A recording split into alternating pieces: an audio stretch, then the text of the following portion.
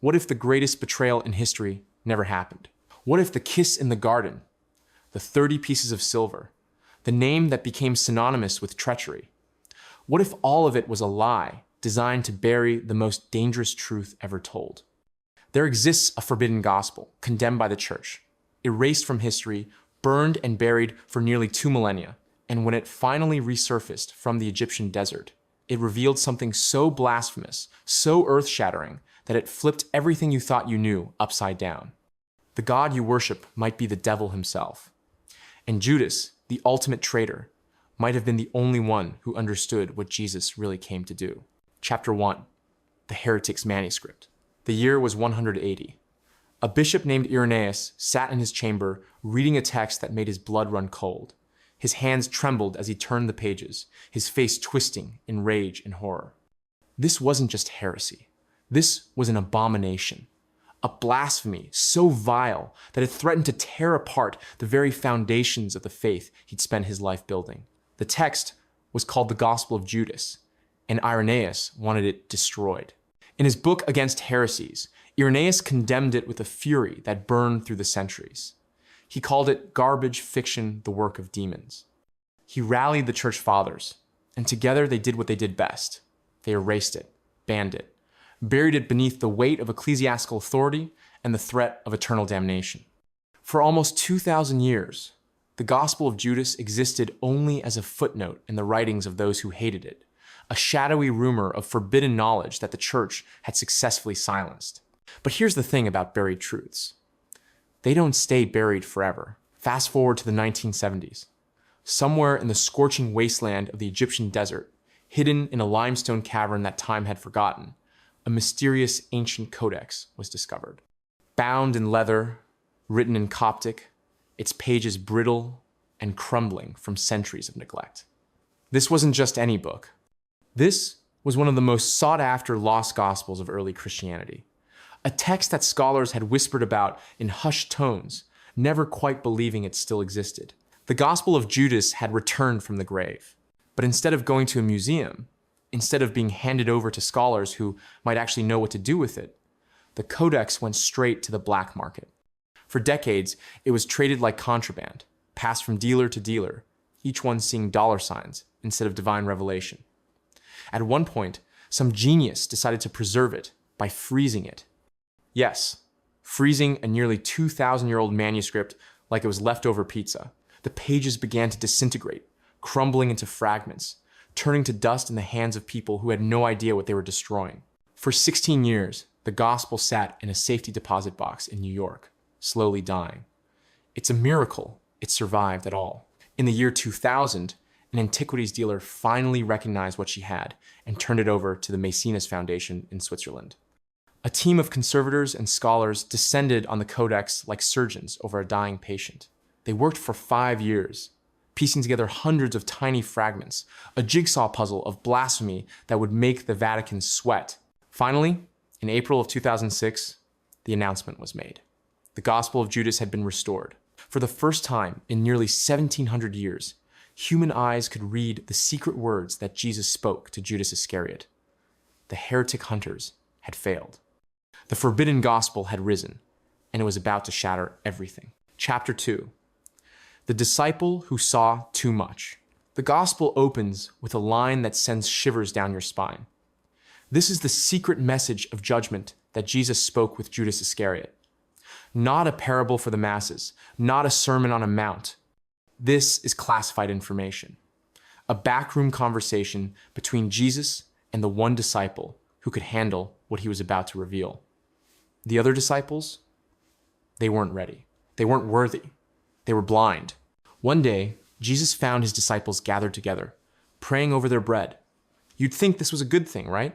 Devoted followers, heads bowed, offering thanks to God. But when Jesus saw them, he did something shocking. He laughed. Not a gentle chuckle, not a knowing smile. He laughed in their faces. The disciples were stunned. Master, why are you laughing at our prayer? What have we done wrong? And Jesus hit them with a truth bomb that must have felt like a slap across the face. I'm not laughing at you. You're not doing this because you want to, but because through this, your God, will be praised. Your God. Not our God. Not the God. Your God. That distinction wasn't an accident. It was a condemnation.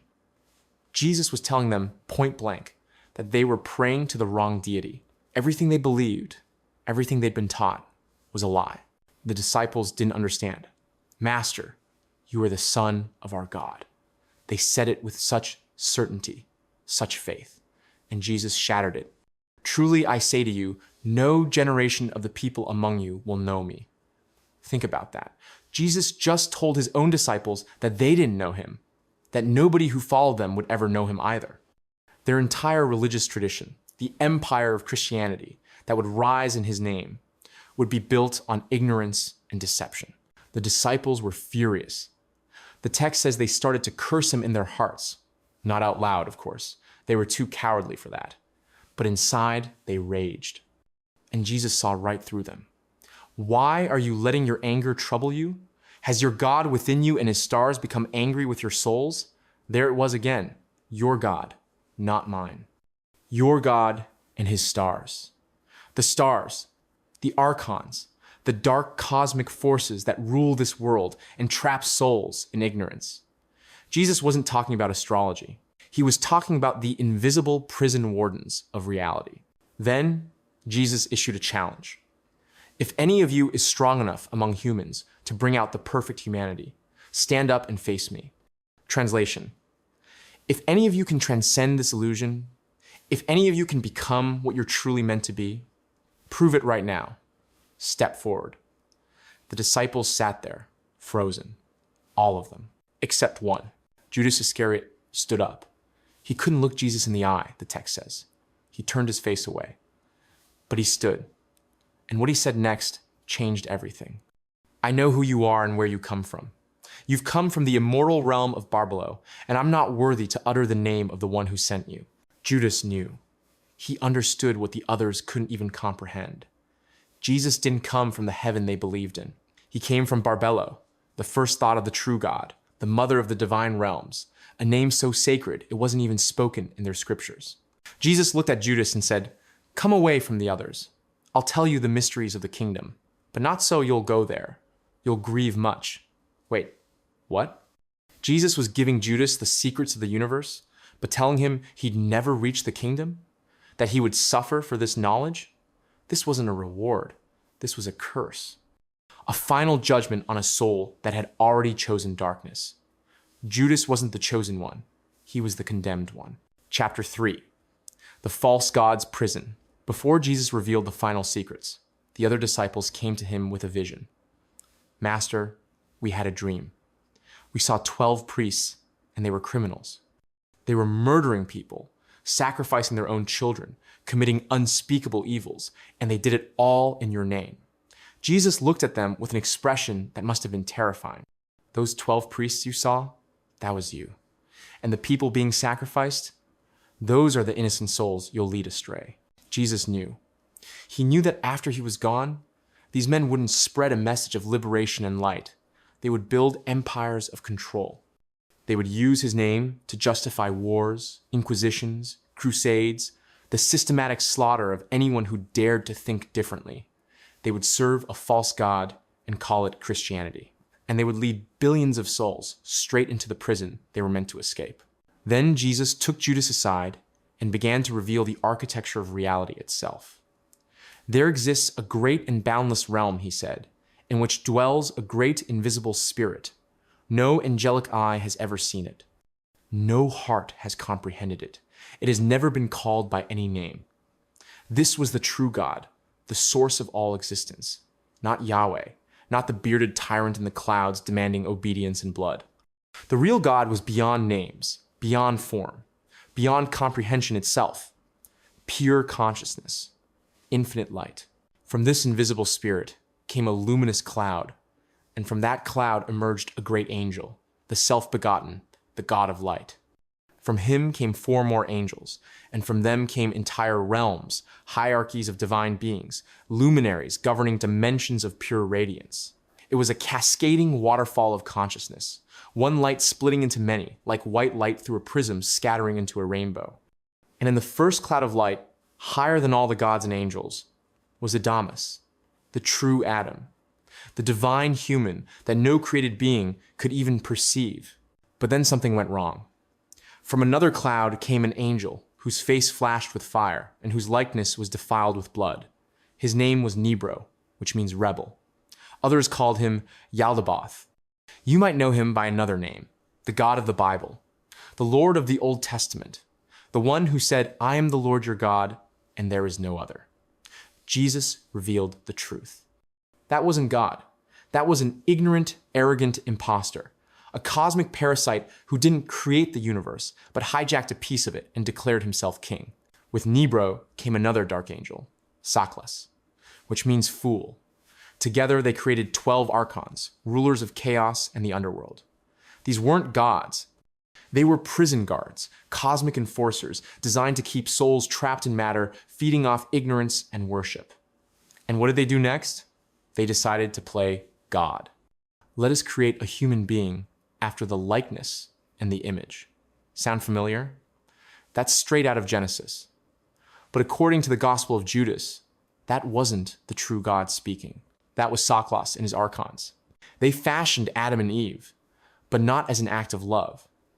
It was an act of imprisonment. See, the real Adam and Eve already existed in the divine realms as Adamus and Zoe, beings of pure light, higher than the gods themselves. But the archons couldn't stand it. They couldn't control something that powerful. So they created physical bodies, crude shells of meat and bone, and tricked the divine sparks of Adam and Eve into descending into matter. They split them in two, male and female, making them forget they were once a single perfect unity. Then they made them serve in fear and slavery, forever separated from the light they came from. This world, according to the Gospel of Judas, isn't a gift, it's a prison. And the God who rules it isn't your savior, he's your warden. Chapter 4, the 13th demon. Judas had his own vision, and he was eager to share it. "Master, just as you've listened to all of them, now listen to me. I've seen a great vision." Jesus laughed. Again, he laughed a lot in this gospel, and it was never a warm, comforting laugh. It was the laugh of someone who sees through every lie, every delusion, every pathetic attempt at understanding. "Why are you all worked up, you 13th demon? But speak up, and I'll bear with you." 13th demon, not 13th apostle, not beloved disciple, demon.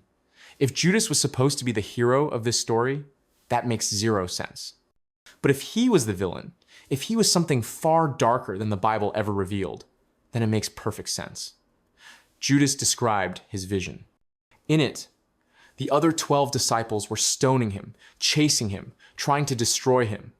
Then he came to a great house filled with holy people, and he begged to be let in. "Master, take me in with these people." But Jesus crushed that hope immediately. "Your star has led you astray, Judas. That place is reserved for the holy. You're not going there." Judas was devastated. "Then what good has it done me that you've separated me from that generation?" And Jesus dropped the final truth. You'll become the 13th. You'll be cursed by the other generations, and you'll rule over them. But you won't go up to the holy generation. Judas would become a ruler, yes, but not of the kingdom of light. He would be a prince of this world, a dark star, possibly even the avatar of the false god himself, the ultimate archon. Jesus then revealed the end game. "Come, and I'll teach you about the mysteries no human will see." He described the cosmic structure, the realms of light, the beings of unimaginable power that existed before the material world was even a thought. He explained how the archons, the stars, ruled over chaos and trapped souls in cycles of suffering and rebirth. But their reign wasn't eternal. "The stars will complete all these things," Jesus said. When Saklas completes the time span determined for him, their first star will appear with the generations, and they'll finish what's been said. The system had an expiration date. The archons would fall. The prison would collapse. But before that happened, darkness would consume the world. They'll commit fornication in my name, and they'll murder their children. They'll do evil and present the generations to Saklas. All the generations will serve him, sinning in my name. Jesus wasn't talking about pagans. he was talking about Christians. People who would use his name to justify atrocities, to build empires of blood and control, to sacrifice the innocent on the altars of power. And it all came true. The Crusades, the Inquisition, the witch burnings, the colonization, wars waged with crosses on their banners and prayers on their lips. Then Jesus told Judas what would happen next. Tomorrow, they'll torture the one who bears me. Not they'll torture me, the one who bears me. Jesus separated himself from the body because the real Jesus, the emanation of Barbello, the light from the invisible spirit, couldn't be touched by human hands. They could crucify the flesh, but the light would remain untouched, eternal, beyond their reach. And Judas would be the one to hand over that body. Truly, I say to you, Judas, those who offer sacrifices to Sockless do everything evil. But you'll do more than all of them. You'll sacrifice the human who bears me. Your horn has already been raised, Jesus told him. Your anger has been kindled. Your star has ascended, and your heart has strayed. Judas was fully activated. The 13th demon had awoken. But the story didn't end in darkness. Jesus revealed the final victory. The generations ruled by the archons will be exalted. The corrupt rulers will be wiped out. The fruit of the great generation of Adam will rise. Not the Adam of the garden, the one made from dirt, but Adamus, the divine humanity, the light that was always there, buried beneath layers of flesh and forgetfulness. Look, Jesus said, you've been told everything. Lift up your eyes and see the cloud with the light in it and the stars around it.